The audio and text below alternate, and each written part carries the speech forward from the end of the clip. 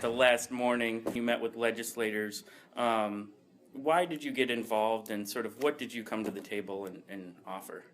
Well, a part of it was in main parts of the package there was agreement in a broad bipartisan fashion.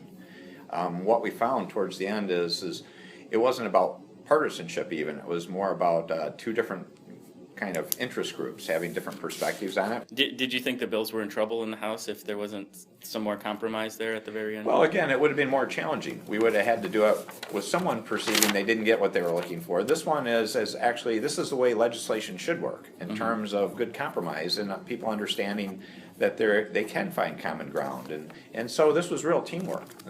This was one of the finest illustrations of good bipartisan work and broad-based work I've seen in my time as governor.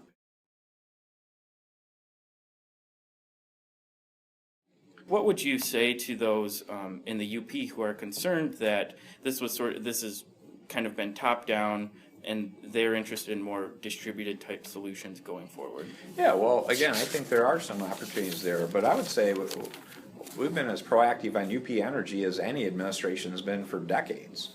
And I viewed it as a bigger crisis than we had in the lower peninsula. So we've spent a lot of time and resources working to solve the problem, and I'm proud. I think we were the leaders in helping get rid of the surcharge up there. We were the leaders in bringing people to the table to get the new generation plant being put in place.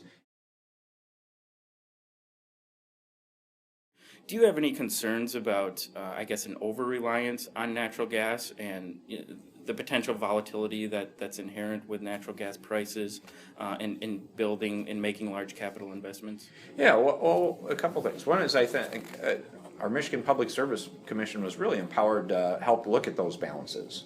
And they do an outstanding job. So we've got the experts looking at this, helping to manage the portfolio in some fashion and provide good guidelines for people to work with it. Where do you stand on mandating clean energy?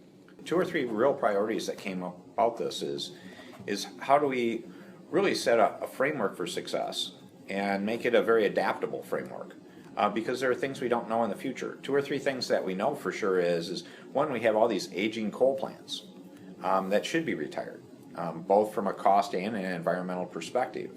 And then looking ahead, we know we need cleaner sources of energy and more affordable sources and more reliable. So that really leads you to say natural gas and renewables are the answer, particularly in the context of Michigan.